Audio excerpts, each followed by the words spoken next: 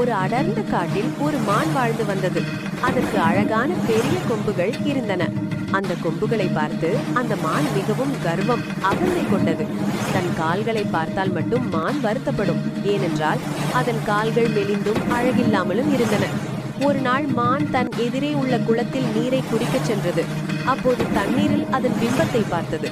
ஆஹா, என் கொம்புகள் எவ்வளவு கம்பீரமாகவும் அழகாகவும் இருக்கின்றன என்று தன்னையே வியந்தது.